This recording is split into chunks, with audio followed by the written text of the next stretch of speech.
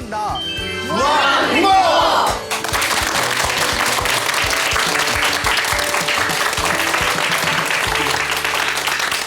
예, 만나서 반갑습니다. 예. 볼 때마다 항상 반갑죠? 예, 고맙습니다.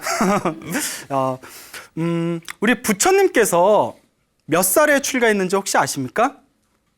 네, 29살에 출가하셨습니다. 다 아시는데 일부러 대답 안 하신 거죠? 네, 29살에 출가를 하시고 6년 동안 수행을 하십니다. 6년 동안 수행을 하신 뒤에 이제 29살에 출가하셔서 6년 동안 수행하셨으니까 몇 살에 깨달음을 얻었을까요? 그렇죠. 이건 아시네요. 예, 다행입니다. 35살에 이제 깨달음을 얻게 되십니다. 부처님께서 이제 처음 출가를 하셨을 때, 29살에 처음 출가를 하셨을 때, 이제 만나게 된 스승이 이제 알라라 깔라마를 만나게 됩니다. 예, 그 이름이 독특해요. 알라라 깔라마. 뭐 인도 사람이니까 알라라 깔라마. 예, 알라라 깔라마를 만나게 됐는데, 이 알라라 깔라마가 그 당시에 아주 당대 유명한 명상 수행자였습니다. 그래서 알라라 깔라마에게 명상을 배우고 알라라 깔라마에게 굉장히 수준 깊은 아주 깊은 명상의 세계를 체험하게 됩니다. 그것을 무소유처라고 합니다. 무소유. 예, 무소유처정이라는 깊은 상태에 들어가게 됩니다. 무소유처라는 그 선정 상태를 체득한 부처님께서 알라라 깔라마에게 묻습니다. 이것보다 더 높은 경지가 있습니까? 이것보다 더 높은 경지가 나는 더 이상 발견하지 못했다. 내가 가르쳐 줄 수 있는 것은 이것뿐이다. 나는 이것을 평생 동안 닦아서 겨우 얻었다. 근데 젊은 그대는 단 며칠 만에 이것을 얻었다. 어디 가지 말고 나와 함께 우리 교단을 이끌자. 그때 부처님께서 고민에 빠집니다. 명상에 들어가 있을 때는 마음이 고요하고 편안하지만 명상에 나온 뒤에는 번뇌와 욕망이 아직 남아있음을 느낍니다. 이것으로는 진정한 진리의 세계에 도달할 수가 없다. 그거 알라라 깔라마의 곁을 떠나게 됩니다. 그 다음에 만나게 된 스승이 우타카 라마푸타라는 스승을 만나게 됩니다. 예? 웃다가 뭐 어떻게 됐나 봐요. 예? 우타카 라마푸타라는 스승을 만나게 되고 우타카 라마푸타라는 스승 밑에서 최고의 명상의 경지에 들게 됩니다. 그것을 비상비비상처라고 부릅니다. 비상비비상. 비상, 생각이 아니고 비비상, 생각이 아닌 것도 아닌 경지. 뭘까요? 모르겠죠. 예, 저도 잘 모르겠습니다. 네? 생각도 아니고 생각이 아닌 것도 아닌 인간이 도달할 수 있는 최고의 명상 세계에 들어가게 됩니다. 하지만 부처님께서는 다시 고민에 빠지게 됩니다. 비상비비상처라는 최고의 명상의 체험을 얻게 되었지만 명상 상태에 있을 때는 고요하고 편안하다. 하지만 명상에서 깨고 나서는 다시 욕망과 번뇌가 남아있음을 느낀다. 이것으로는 진정한 깨달음, 진정한 해탈의 길을 얻을 수가 없다. 그래서 우타카 라마푸타의 곁을 떠나게 됩니다. 그리고 더 이상 자신에게 새로운 경지를 열어줄 수 있는 스승을 발견을 못합니다. 이미 인간이 도달할 수 있는 최고의 명상 세계를 경험하게 된 거죠. 그 더 이상 스승을 발견하지 못하고 어느 숲에 들어가게 됩니다. 그 숲을 고행하는 사람들이 모여서 수행하는 숲이다 해서 고행림이라고 부릅니다. 고행하는 숲.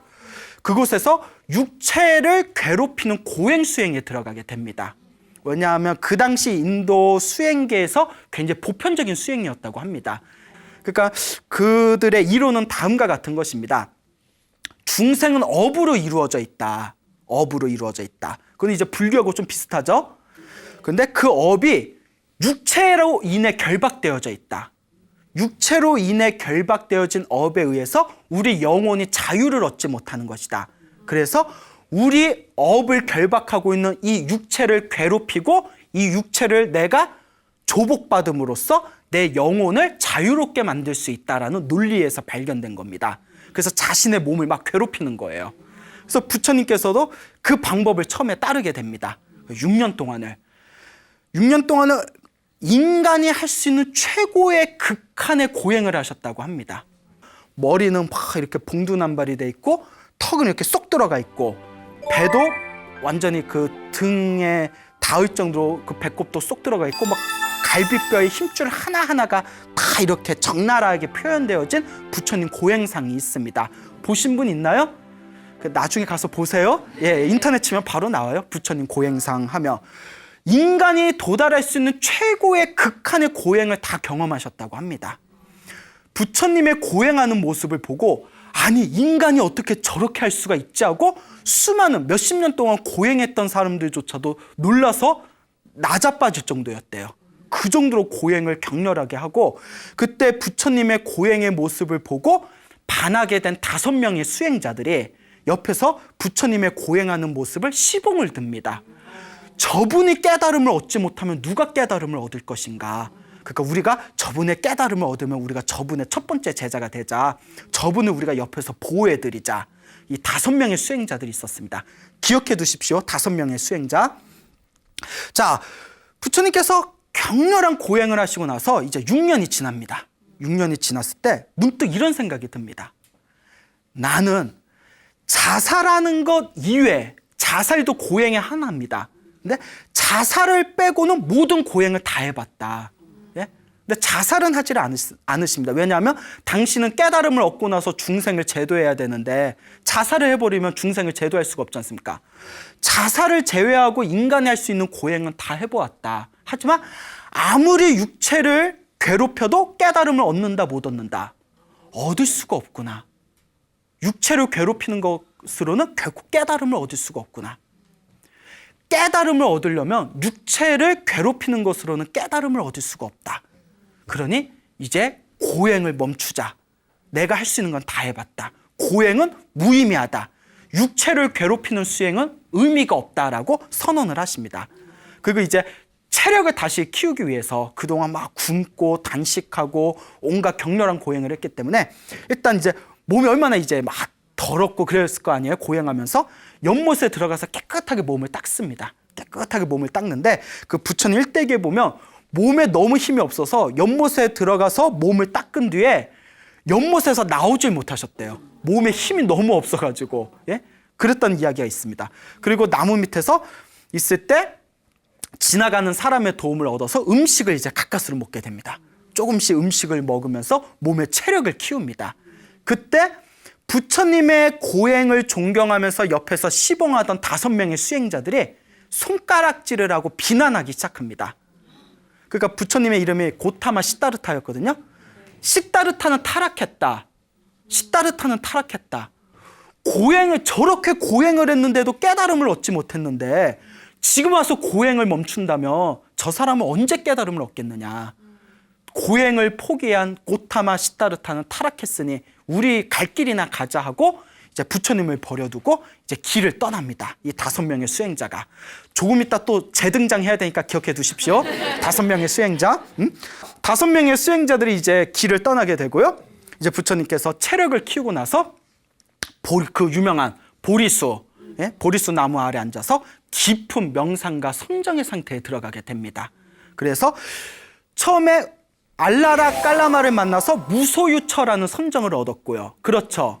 그 다음에 우타카 라마푸타를 만나서 비상비비상처라는 선정을 얻었습니다. 그래서 비상비비상처, 생각이 아니지만 생각이 아닌 것도 아닌 인간이 도달할 수 있는 최고의 경지에 이르게 됩니다. 예? 근데 여기서도 만족을 얻었다 못 얻었다? 못 얻게 됩니다. 예? 그리고 가만히 보리수 나무 아래에서 저쪽 남방의 초기경전의 이제 자료에 의하면 호흡을 관찰했답니다. 모든 걸 다 놓아버리고 있는 그대로 숨을 들이쉬고 숨을 내쉬고 숨을 들이쉬고 숨을 내쉬면서 자신의 호흡을 있는 그대로 바라보면서 자신의 몸과 마음에서 일어나는 모든 현상을 있는 그대로 꿰뚫어 봅니다. 그리고 깊고 고요한 상태에서 우리 불교 교리를 공부하신 분들 흔히 아실 거예요. 12연기법을 관하시게 됩니다. 그 모든 존재들이 일어나고 사라지는 그 모든 경지를 꿰뚫어 보는 12연기법을 관하시고 나서 비로소 보리수 나무 아래에서 완전한 깨달음을 얻으신 붓다가 되십니다. 아시겠죠? 그게 이제 부처님이 되세요. 자, 이제 부처님이 되시고 나서 이제 고요히 이제 당신이 어렵게 힘들게 깨달음을 얻으셨으니까 이제 당신의 7주 동안 7일, 7주 동안 그 보리수 나무 아래 근처에서 자신만의 깨달음의 경지를 이렇게 즐기십니다. 깨달음을 얻었으니 얼마나 기쁘겠어요. 세상의 모든 이치를 꿰뚫어보고 우주의 모든 이치를 꿰뚫어보고 그리고 삶과 죽음의 모든 이치를 꿰뚫어보고 인생의 모든 이치를 다 꿰뚫어보면서 7주 동안 자신만의 고요한 깨달음의 상태에 들어가게 돼요. 그래서 49일 동안 자신의 명상의 깊은 세계에 깨달음의 세계를 향유하시고 나서 50일째가 됐을 때 문득 이런 생각이 드십니다. 50일째가 됐을 때 나의 깨달음은, 붓다의 깨달음은, 부처님의 깨달음은 너무나 깊고 심오하고 오묘하다. 그런데 중생들은 너무나 번뇌와 욕망이 많다. 번뇌와 욕망이 많은 중생들에게 부처님의 법을 설해줘도 알아듣는다, 못 알아듣는다?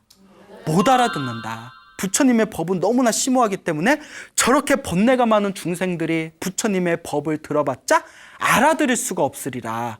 그럴 바에야 차라리 법을 설하지 말자라고 그런 이제 사유를 하십니다. 그때 부처님의 마음을 꿰뚫어본 하늘세계 브라만 신이, 브라만, 범천이라고 해요. 한자로는 범천 신, 브라만 신이 이제 딱 세상에 내려옵니다.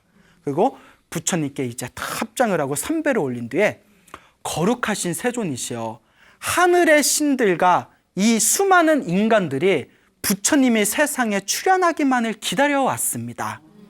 이 세상에는 번뇌가 많은 중생도 있지만 번뇌가 적은 중생들도 분명히 있습니다.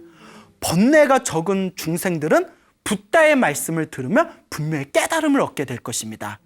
근데 부처님께서 설법을 하지 않으신다면 번뇌가 적은 깨달음을 얻을 만한 그런 그릇이 될 만한 중생들조차도 깨달음을 얻지 못하게 될 것입니다. 그러니 부디 깨달음을 얻을 수 있는 번뇌가 적은 중생들을 위해서라도 법을 설해 주십시오라고 간곡하게 청을 합니다. 예, 그때 부처님께서 다음과 같이 선언하십니다. 그래, 이 세상에는 번뇌가 많은 수많은 중생들이 있지만 그 중에는 번뇌가 적은 중생들도 있다. 번뇌가 적은 중생들이 나의 설법을 들으면 반드시 깨달음을 얻을 것이고, 번뇌가 많은 중생들이 나의 설법을 들으면 깨달음은 얻지 못하더라도 깨달음을 얻을 수 있는 인연을 심을 것이다. 그러니 내가 법을 설하리라 라고 선언을 하십니다. 그 고민에 빠져요. 부처님께서 어떤 고민에 빠지냐면 누구에게 법을 설할까? 가장 처음으로 누구에게 법을 설해서 깨달음의 길을 열어줄까라고 고민에 빠집니다. 가만히 명상 상태에 들어가 보신 뒤에 나의 명상 스승이었던 알라라 깔라마와 우타카 라마푸타의 수준이라면 분명히 나의 설법을 들으면 그분들은 깨달음을 얻을 것이다. 그러니까 나의 스승이었던 알라라 깔라마와 우타카 라마푸타를 에게 내가 법을 설하리라. 그 이제 그 두 분의 스승이 어디에 있는지 다 이렇게 신통력으로 바라보니까 이미 죽었어요. 죽어서 이제 세상에 이렇게 가버렸어요. 그러니까 인연이 없어. 부처님 만날 인연이 없었던 거예요. 그렇죠? 부처님께서 다시 고민에 빠집니다. 아, 이미 죽었으니까 그러면 이 누구에게 다시 법을 설해야 깨달음을 얻을 수 있을 것인가? 다시 명상 상태에 들어갔더니 당신이 고행을 했을 때 당신 옆에서 시봉했던 5명의 수행자, 당신이 고행을 포기했을 때 당신에게 타락했다고 손가락질하면서 제 갈 길로 떠났던 5명의 수행자가 기억이 납니다. 아까 예고에서 얘기했죠? 네. 예. 그 5명의 수행자라면 나의 설법을 듣고 깨달음을 얻을 수 있으리라. 그 5명의 수행자들에게 제일 먼저 법을 설해야 되겠다라고 이제 마음으로 사유를 하십니다. 이 5명의 수행자들이 어디에 있나 이렇게 살펴보니까 저 멀리 떨어져 있는 녹야원이라는 동산이 있어요. 녹야원. 왜 녹야원이라면 이제 사슴록자예요. 사슴이 많았나 봐요. 그래서 사슴 동산, 사슴이 많은 동산이다 해서 녹야원이다. 이제 이런 이야기가 있습니다. 이제 부처님께서 거기까지 이제 천천히 이제 걸어가십니다.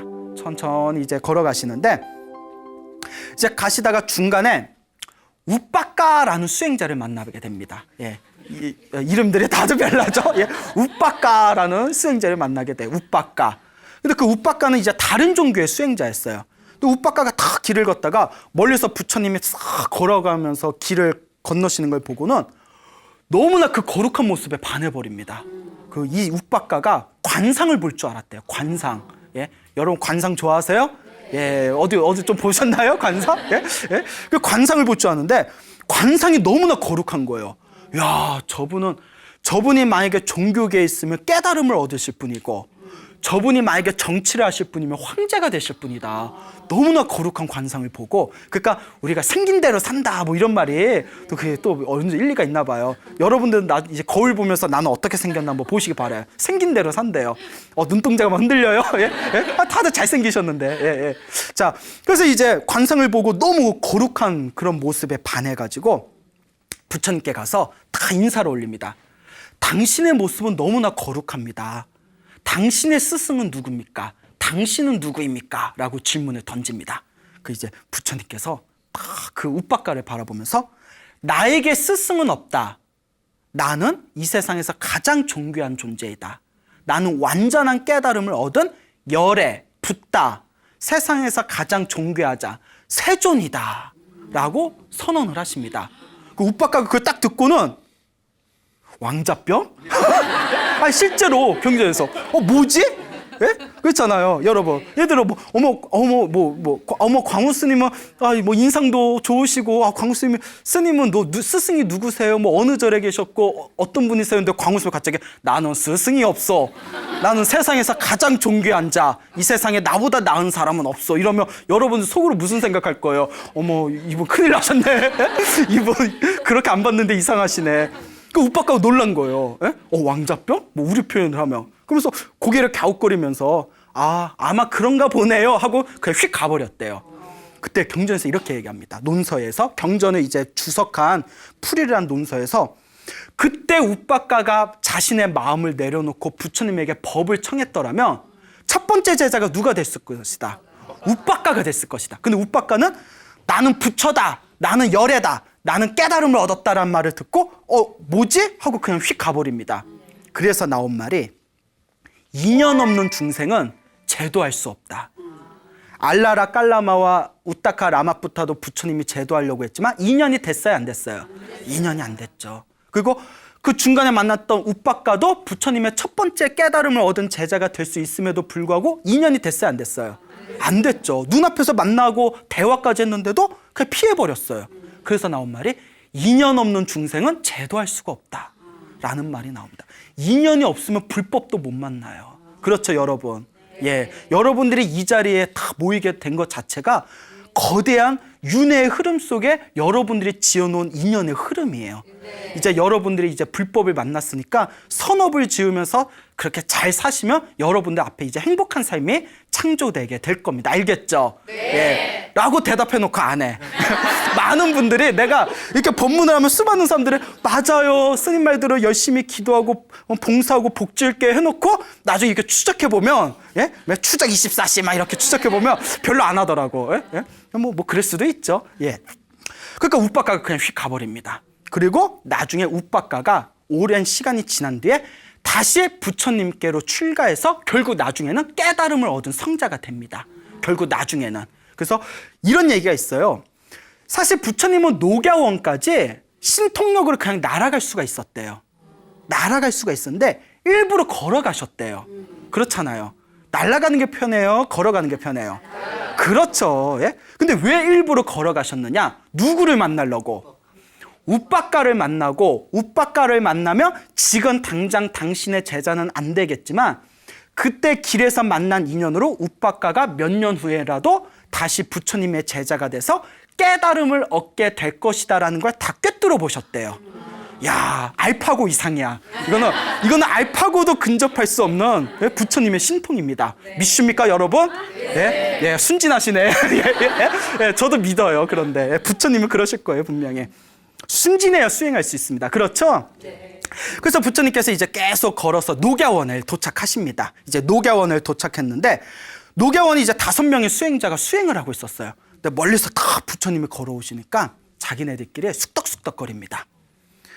저기 타락한 수행자가 온다. 오더라도 우리 아는 척하지 말자. 인사도 하지 말고 아는 척도 하지 말자. 2600여 년 전에도 왕따가 있었어요. 예? 야, 저는 전 진짜 왕따 문화 싫어하거든요. 근데 2600년 전에도 왕따가 있었어. 야, 오더라도 아는 척하지 말자. 모른 척해, 모른 척해. 이 왕따는 인간의 근원적인 본능 중에 하나인가 봐요. 그렇죠. 근데 저희 학교 다닐 때 저희 세대 때는 솔직히 왕따가 없었어요. 좀 거친 애들은 있어도 글쎄 우리 그러니까 뭐 돈 걷고 막 이런 것도 없어요. 애들 괴롭히고 돈 뺏고 이런 것도 없었고 뭐 길 가다 불량배 만나면 뺏길 때 있겠지만 그리고 좀 모자른 애가 있었으면 좀 부족한 애가 있었으면 혹시 기억나시나요? 깍두기 문화가 있었어요. 기억나시죠? 너는 못하니까 빠져가 아니라 얘 깍두기 해가지고 어떻게든 붙여줬거든요. 그런 훈훈한 문화가 있었는데 요새 이런 왕따 문화 보면 너무 가슴이 아파요. 그렇죠? 예, 그러니까 좀 우리 아이들이 조금 더 아름답고 그렇게 조금 그런 좋은 선업의 마음을 일으키면서 살아간다면 너무 행복한 그런 사회가 이루어지지 않을까 생각을 해보는데 우리 중생의 번뇌가 너무 깊은 것 같습니다. 2600년 전에도 왕따가 있었으니까. 그러니까 부처님께서 그 마음을 다 꿰뚫어 보셨어요. 나 왕따 시키려는구나. 뭐 이렇게 다 꿰뚫어 보셨겠죠? 그들을 향해서 한량없는 자비의 마음을 일으키셨대요. 예? 그들에 대해서 그냥 자비로운 마음, 자비의 마음을 일으키면서 가까이 가니까 왕따 시키려 했던 5명의 수행자들이 거룩하신 부처님의 몸에서 품어져 나오는 자비로운 그 자비의 마음, 자애의 마음에 감동해서 자기들도 모르게 자리에서 벌떡 일어났답니다. 자기도 모르게 그 자비의 마음에 감동이 돼가지고 그래서 이제 부처님한테 이제 자리를 양보하고 이제 부처님에게 이제 인사를 올리게 되죠. 그때 5명의 수행자가 부처님을 자리에 앉혀놓고 옛날 버릇대로 도반이여, 벗이여, 친구여라고 이름을 불렀답니다. 옛날 버릇대로, 습관대로. 그때 부처님께서 다음과 같이 말씀하십니다. 나를 벗이여, 나를 친구여라고 부르지 말아라. 나는 이미 완전한 깨달음을 얻은 열애, 붓다, 세존이다. 나는 부처님이다. 나를 이제 부처님이라고 불러라. 5명의 수행자들이 안 믿었대요. 고행을 하다가 중간에 포기한 사람이 무슨 깨달음을 얻었다고 믿지를 않으니까 이제 부처님이 계속 대화를 나눕니다. 부처님이 이렇게 대화를 나누면서 비로소 이제 믿음을 갖게 됐대요. 부처님이 되셨구나. 부처님이시구나. 이제 믿음을 얻게 되었을 때 부처님께서 이제 그들을 위해서 법을 설하고자 마음을 먹습니다. 그리고 그 5명의 이제 부처님이다라고 믿음을 갖게 된 5명의 수행자들을 위해서 처음으로 설법하신 그것을 초전법륜이라고 부릅니다. 처음 전, 굴릴 전, 법은 진리란 뜻이고요. 륜은 바퀴란 뜻이에요. 처음으로 진리의 바퀴를 굴리셨다. 초전법륜. 이 초전법륜을 설했을 때 그 5명의 수행자 중에 교진여라는 분이 계셨습니다. 이름이 교진여. 교진여가 그 자리에서 초전법륜을 듣고 그 자리에서 깨달음을 얻습니다. 그때 부처님께서도 감동하셨답니다. 자기가 깨달음을 얻고 나서 가장 제일 먼저 깨달음을 얻은 제자 교진여의 이름을 부르면서 교진여가 깨달았구나, 교진여가 깨달았구나 하고 당신도 너무너무 기뻐하셨다고 합니다.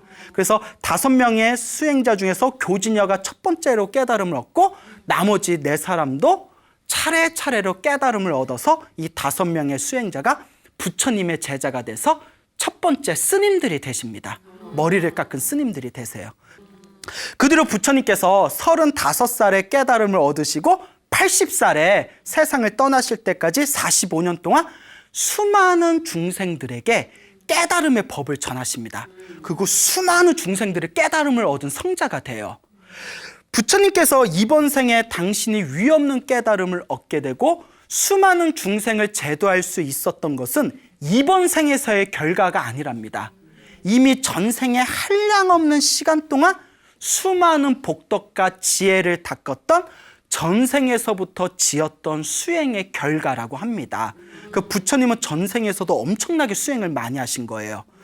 부처님께서 머나먼 과거 전생에 수행을 하실 때 인욕선인이었을 때가 있었습니다. 인욕선인. 인욕이라는 것은 육바라밀 중에 하나로서 참는 것을 뜻합니다.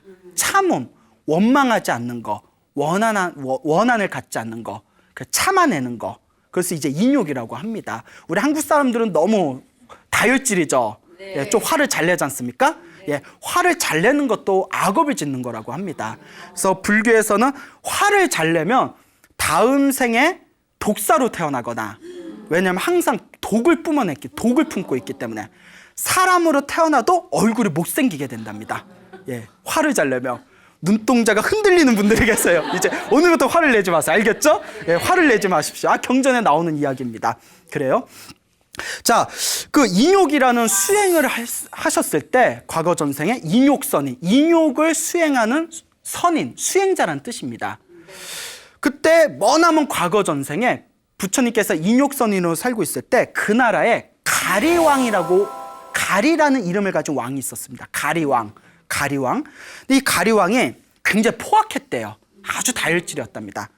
하루는 이제 궁녀들을 데리고 이제 동산을 갑니다. 동산에 소풍을 갔는데 왕이 이제 궁녀들하고 뭐 띵가띵가 놀다가 피곤해서 이렇게 낮잠이 들었대요.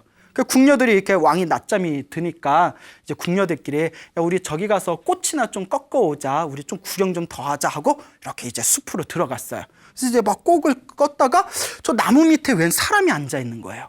그분이 이제 인욕선인, 부처님의 머나먼 전생이었던 인욕선인이 나무 밑에 앉아서 다 이렇게 수행을 하고 있더랍니다. 근데 이렇게 궁녀들이 갔는데 잘생겼어. 예, 일단 잘생겼어. 인욕, 항상 화를 안 내니까 얼굴이 잘생긴 외모를 얻었나 봐요. 잘생겼어. 예? 수행자가 거룩한 모습으로 나무 밑에서 참선을 하고 있는데 또 잘생겼잖아요. 그 궁녀들의 마음이 콩닥콩닥 뛰는 거예요. 그 궁녀들이 이제 꽃을 바치면서 인욕선인에게 스님, 저희들에게 법문을 해주십시오라고 하니까 이제 인욕선인이 다 이렇게 법문을 해줍니다. 법을 이렇게 설하고 있는데 그게 시간이 이렇게 흘러갔어요. 왕이 이제 잠에서 이렇게 깼는데 주변에 누가 있어요, 없어요? 뭐 아무도 없어요. 그 왕이 이제 야 궁녀들이 아무도 없고 병사들한테 야 궁녀들 다 어디 갔냐? 뭐 저기 산에 뭐 꽃 뜯으러 간다고 했는데 아직 오질 않습니다. 그 이제 왕이 다들 어디 갔어? 해서 이제 병사들을 데리고 그 숲으로 들어갑니다. 궁녀들을 찾으러. 근데 저기 보니까 궁녀들이 나무 밑에 이렇게 앉아서 가지런히 앉아서 그 수행자 스님에게 법문을 듣고 있는 거예요. 그래서 가까이 봤는데 나무 밑에 있는 스님이 또 어떻게 생겼어? 잘생겼어. 여러분, 남자의 질투는 무섭습니다. 들어보셨죠? 그 불교 경전에 이런 말이 있어요. 여자의 흠은 경전에 나옵니다. 여자의 흠은 질투고 여자는 유독 질투의 번뇌가 강하대요. 남자의 흠은 분노다 라고 나옵니다. 남자 화 잘 내잖아요. 분노다. 가끔 여러분 남편이나 아들 보면 화 안 내도 될 것 같고 화내는 그런 모습 본 적 있지 않아요? 자주 보죠? 예. 근데 남자는 분노가 강한데 분노가 강한 남자가 질투까지 해버리면 여자보다 더 무서운 결과가 생긴답니다. 그러니까 남자의 질투가 무서워요. 그렇죠? 예. 자, 그래서 왜 웃어요? 예? 그래서 이제 딱 갔는데 잘생긴 스님 밑에서 자기가 사랑하는 궁녀들이 옹기종기 모여서 법문을 듣고 있는데 법문만 듣고 있는 게 아니라 궁녀들 눈에 뭐가 있어? 하트가 어쩜 그렇게 잘 알아요? 예? 그래야 다 비슷비슷해. 사람의 번뇌가 비슷비슷해요. 분노와 질투가 와서 병사를 이끌고 저 중놈을 잡아와라. 그래서 이제 끌고 옵니다. 인욕선인을 다 가리키면서 부처님의 전생이죠. 너는 뭐 하는 사람이냐? 저는 수행자입니다. 수행? 무슨 수행을 하느냐? 인욕을 수행합니다. 네가 말한 인욕이 무엇이냐?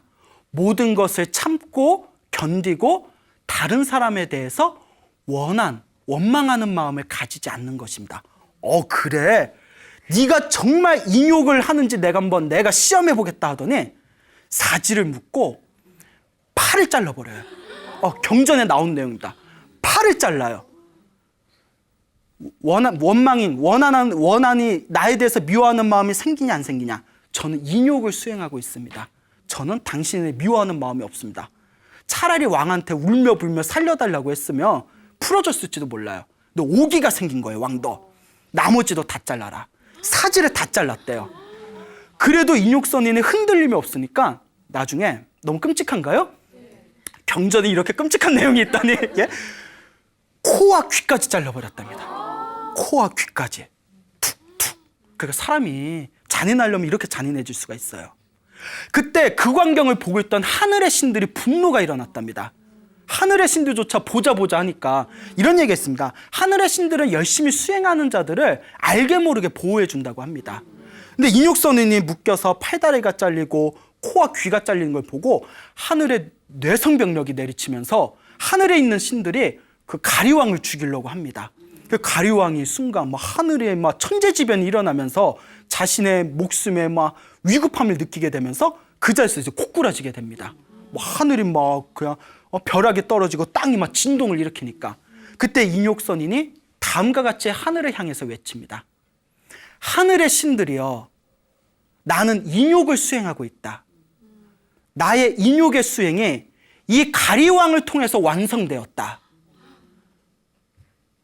나는 이 가리왕에게 고문을 당하면서 조금도 원망하는 마음이나 조금도 미워하는 마음을 일으키지 않았다. 가리왕을 통해서 나의 인욕이 완성되었다. 가리왕을 해치지 말아다오. 가리왕은 나의 스승이다 라고 외칩니다. 그리고 인욕선인이 다음과 같이 서원을 세웁니다. 저 가리왕이 나의 팔과 다리를 자르고 나의 코와 귀를 자르고 그리고 궁극적으로 가리왕을 통해서 나의 인욕이 완성된 이 공덕으로 먼 훗날 내가 완전한 깨달음을 얻게 되면 제일 먼저 누구부터 제도하리라? 저 가리왕을 제도하리라. 그 가리왕이 이 석가모니 부처님 시대에 바로 누구였다? 교진여였습니다. 예, 못 맞췄으면 나 화내려고 그랬어요. 못 맞췄으면 나 오늘 방송 다 이거 엎으려고 그랬어. 교진여였습니다. 다 알고 계셨죠? 이게 바로 부처님의 자비심입니다. 예, 여러분 생각해 보세요. 내 팔다리를 자르고 내 귀와 코를 자른 사람한테 다음과 같이 원력을 세웁니다. 저 사람이 나를 괴롭힌 이 공덕으로 내가 저 사람을 제일 먼저 깨달음을 얻게 해주리라. 이게 불교예요, 여러분. 이에는 이, 눈에는 눈이 아니에요. 예? 미움을, 원한을 은혜로 갚을 수 있는 게 바로 불교입니다. 이게 바로 불교의 힘입니다. 이러니 제가 스님이 안 될 수가 있었겠습니까? 이렇게 위대한 가르침을 만났는데 세상 어느 종교를 봐도 미움과 원한을 완벽하게 은혜로 승화시키는 종교는 거의 불교밖에 없습니다. 역사를 봤을 때 수많은 전쟁이 경험된 수많은 역사가 불교가 이와 같은 자비와 지혜를 승화시키는 이 부처님의 가르침이야말로 얼마나 위대하지 않을 수 있단 말인가. 다시 한번 우리가 스스로를 한번 되돌아볼 필요가 있습니다. 이 이야기를 보는 순간 제가 전율을 느꼈어요. 세상에 이럴 수가. 그렇잖아요. 지나가다 어떤 사람이 나한테 욕을 해요. 그 화 나요, 안 나요? 나죠. 누가 지나가는데 나 쳤어요. 짜증 나요, 안 나요? 그럼 여러분은 어떻게 하시겠어요? 복수해야죠. 그렇죠? 예? 너 나한테 욕했어? 너 나 때렸어? 저 자식을 그냥, 예? 그런 생각 들어요, 안 들어요? 그렇죠. 저걸 그 밤에 몰래 끌고 가서 산에다 묻어버릴까? 막 이런 생각 들어요, 안 들어요? 들잖아요. 아니에요? 그 정도는 아니에요? 예? 예? 자, 그런데 한번 생각해 볼 필요가 있습니다. 나를 괴롭히는 저 사람을 만난 것 자체가 사실 누가 지은 업일까요? 네, 내가 지은 업이랍니다, 불교는. 이번 한 생만 보면, 여러분, 이번 생만 보면 나는 저 사람한테 잘못한 게 없는데 저 사람이 나한테 왜 그러는 걸까? 이런 생각 들 때 있어요, 없어요? 있죠. 뭐 사기를 당했거나, 예? 믿고 저기 보증을 서줬는데 날랐거나, 뭐 그렇잖아요. 뭐 약속을 했는데, 중요한 약속이었는데 그 약속을 자기들 마음대로 일방적으로 파기를 했다거나, 그럼 화가 분명히 날 겁니다. 근데 이번 생만 보면 나는 잘못한 게 없어요. 그런데 불교에서는 항상 과거 전생, 현생, 미래 내생, 3생을 얘기합니다. 내가 이번 생에 저런 사람을 만났다는 것 자체가, 저런 사람한테 저런 어떤 피해를 입었다는 것 자체가 머나먼 과거 전생에 내가 지었던 업의 씨앗이라는 거예요. 그래서 여러분 달마대사 아시죠? 예, 여러분이 아는 달마대사, 달마도 있잖아요. 그분이 실존 인물이에요. 달마대사가 이입사행론이라는 달마대사 법문에 이런 내용이 나옵니다. 나를 힘들고 괴롭힌 사람이 있으면 다음과 같이 생각해라. 내가 머나먼 과거 전생에 저 사람을 힘들고 괴롭혔기 때문에 그 업을 언제 받는구나. 지금 내가 그 빚을 받는 것이구나. 이와 같은 마음을 일으키면 그 업과 불행이 빨리 사라지게 된답니다. 예? 이것이 바로 불교에서 말하는 강력한 윤회 속에서 펼쳐진 은혜와 원한의 관계입니다. 정말 복이 많은 사람은 사람을 만나도 복 많은 사람만 만나요. 예? 제 주변에 보면 굉장히 잘 풀리는 사람이 있어요. 잘 풀리는 사람이 있는데 이런 얘기하면 미안한데 뭐 그분이 자기 얘기인 줄 모를 거예요. 그러니까 솔직히 별로 능력이 없어. 능력도 없고 뭐 별로 잘난 게 없어요. 솔직히 말하면. 그 성격도 별로 좋은 것 같지도 않아. 근데 엄청 잘 풀려요.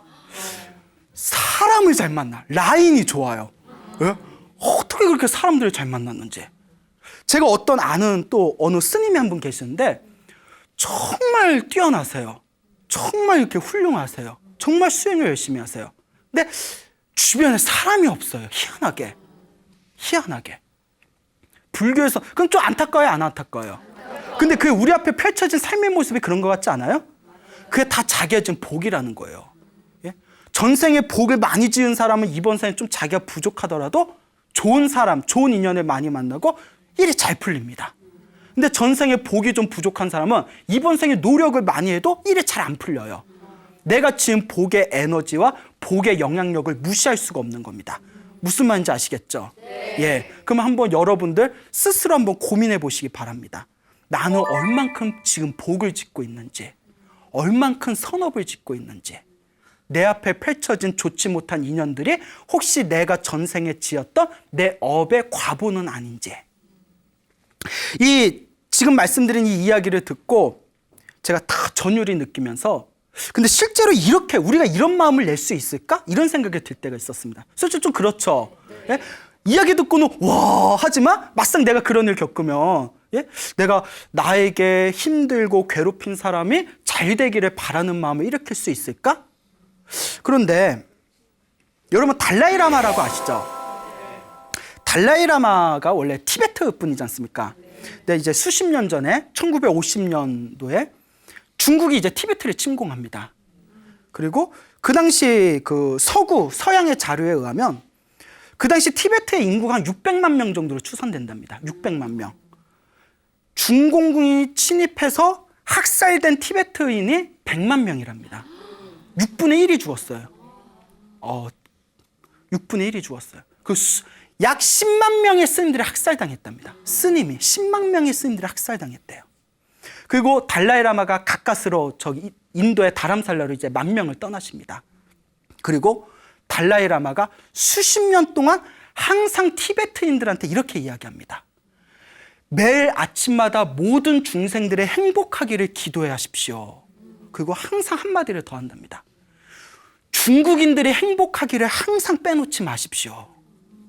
티베트인들한테 항상 이렇게 얘기한답니다. 우리가 저 사람들한테 침공당하고 짓밟힌 것은 우리가 지금 머나먼 과거 전생의 업일 수 있습니다. 그니 이번 생에 자비로서 그것을 풉시다. 호구도 이런 호구가 없어. 예? 나라가 짓밟혔는데 짓밟은 그 나라 민족의 행복하기를 기도해달래. 호구도 이런 호구가 없어요. 근데 이게 불교의 힘이에요. 과거 전생과 미래 내생의 인과 응보를 믿는 사람이라면 이것이 얼마나 지혜로운 방법인지, 그 사람에 대해서 그 나라에 대해서 원한을 갖고 있으면 다음 생에 또 안 좋은 악연으로 만나게 됩니다. 그러면 서로가 안 좋은 악연으로 만나게 되면 언제 끊기겠습니까? 이번 생에 악연을 끊을 수 있는 가장 좋은 방법은 나에게 피해를 줬던 그 사람이 행복해지기를 기도하는 거라고 합니다. 생각해 보세요, 여러분. 그 놈을 다음 생에 또 만나야 돼. 예? 여러분 제일 싫은 놈 한번 생각해 보세요. 그 놈을 또 만나야 돼. 좋아요? 예? 예? 싫죠? 예, 완전 싫어요. 끊어내려면 한 가지 방법뿐이 없습니다. 그 사람이 행복해지기를 기도해주면 더 이상 악연의 고리가 연결이 되지 않는답니다. 예. 중국인에 의해서 감옥에 갇혀서 온갖 고문을 당했던 티베트 스님이 몇십 년 만에, 나이가 다 들어서 몇십 년 만에 그 감옥에서 탈출을 했답니다. 그 힘들게 달라이라마가 있는 다람살라에 힘들게 건너왔대요. 달라이라마가 그 감옥에서 그 탈출한 스님의 손에 다 붙들고 달라이라마가 스님, 무엇이 제일 힘들었습니까? 무엇이 제일 괴로웠습니까? 라고 질문을 던집니다. 그때 탈출했던 그 스님이 눈물을 흘리면서 이렇게 얘기합니다. 추위는 차라리 참을 수 있었습니다. 배고픔은 차라리 참을 수 있었습니다. 온갖 육체적인 고문도 차라리 참을 수가 있었습니다. 그런데 정말 힘들었던 건, 정말 괴로웠던 건 우리 스님들과 우리 티베트 사람들을 죽였던 저 중국인들에 대해서 미워하는 마음이 일어날까 봐 그게 가장 힘들었습니다 라고 대답했다고 합니다. 그 사람들에 대해서 미워하는 마음이 생길까 봐 그것이 가장 괴로웠습니다. 그 달라이라마가 그 스님의 손을 붙들고 하염없이 눈물을 흘렸다고 합니다. 여러분, 만약에 정말 이 시대에 성자가 있다면 그런 분들이 성자가 아닐까요? 예, 여러분. 성자와 중생의 차이는 마음 하나에 달려 있습니다. 마음을 어떻게 쓰냐에 따라서 중생이 부처가 될 수 있고 원래 부처였지만 중생으로 떨어질 수도 있습니다. 마음을 잘 써야 됩니다. 여러분들 삶의 앞에서 펼쳐진 모든 좋은 인연과 안 좋은 인연들을 만나게 되었을 때 이 모든 게 내가 지은 전생의 어변이다라는 것을 항상 스스로 살펴보면서 항상 여러분들 삶에 항상 좋은 인연을 맺어 가시기를 바랍니다. 여러분, 행복해지고 싶습니까? 네. 행복한 삶을 창조하고 싶습니까? 네. 복을 지으십시오. 공덕을 지으십시오. 선업을 쌓으십시오. 복과 공덕과 선업의 힘이 여러분들을 진정한 행복의 길로 이끌어 줄 것입니다. 오늘 여기서 마치겠습니다. 소중한 나! 무한행복!